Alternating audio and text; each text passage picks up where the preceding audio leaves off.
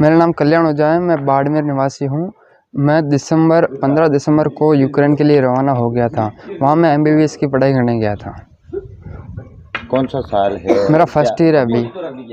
तो क्या हालात थे वहाँ के, क्योंकि जो यूक्रेन और रूस के बीच में युद्ध छिड़ गया है, तो क्या आपकी आंखों देखा हाल क्या था?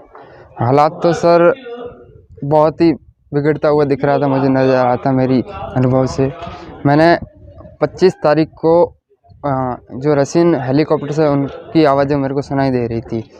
26 तारीख को उन्होंने पहला बम गिराने शुरू किए थे सारे एयर बेसिस पर, और वहाँ पर मेरे फ्लैट से 4 किलोमीटर दूरी पर एक बम उन्होंने गिराया था, जिसकी वजह से डर का माहौल बन गया था।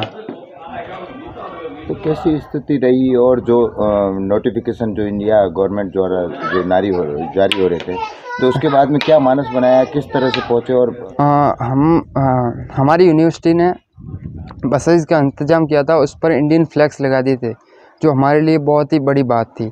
और हम लगातार इंडियन एम्बेसी और हमारे मार्गदर्शन में मेरे चाचा जी, मेरे ताऊ जी और मेरे पापा जी थे, जो मुझे लगातार मार्गदर्शक किए जा रहे थे।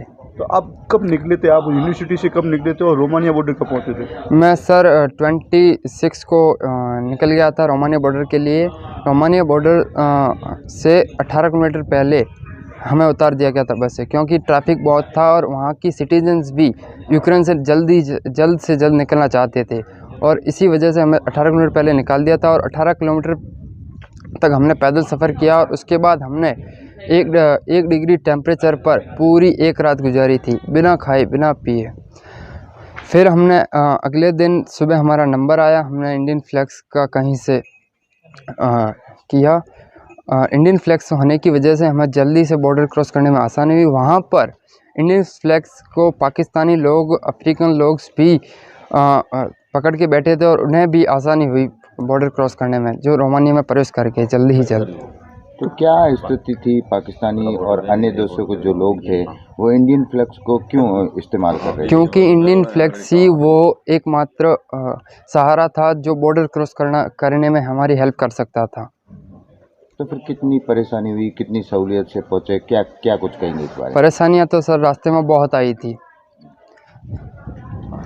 तो जैसे आप रोमानिया बॉर्डर पे पहुंचे थे, वहाँ कितनी भीड़ थी और क्या मंजर था वहाँ पे? किस तरीके से आपने वहाँ एयरपोर्ट तक पहुँचे थे? सर रोमानिया बॉर्डर पर हज़ारों की तादाद में लोग मौजूद थे। वहाँ से बॉर्डर क्रॉस करना एक बहुत बड़ा टास्क था हमारे लिए।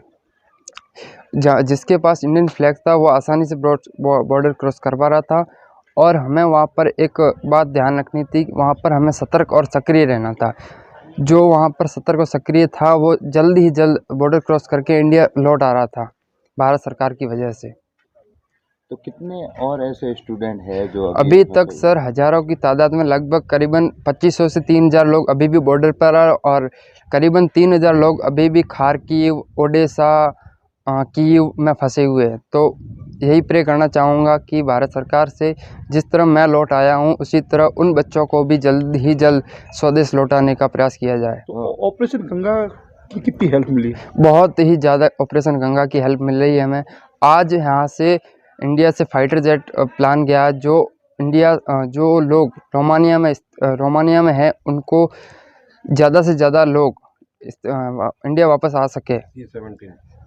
तो परिजनों की कितनी चिंता थी? फ़ोन से कांटेक्ट भी होते होंगे, परिजन किस तरह से बात कर रहे थे? वहाँ पर नेटवर्क इशू आ गया था, जब हमला हुआ था उसी कारण नेटवर्क का इशू आ गया था, जिसकी वजह से हमारे परिजन बहुत ही चिंतित थे, और संपर्क नहीं हो पाने के कारण मेरे परिजन बहुत ही डरे हुए थे। कितने घंटे संपर्क नहीं हुआ आपके परिजनों से? एक दिन नहीं हो पाया मेरे परिजनों से, जब मैं बॉर्डर पे था। तो जब यहाँ आए तो परिजनों की खुशी पे खुशी किस तरह की? बहुत खुशी हो रही है अभी तो। और जो स्टूडेंट अभी भी फंसे हुए हैं, उनसे किस तरह की दरख्वास्त है सरकार से? सरकार से यही कहना चाहते हैं कि जल्द ही जल्द उन बच्चों को भी निकालने का प्रयास किया जाए।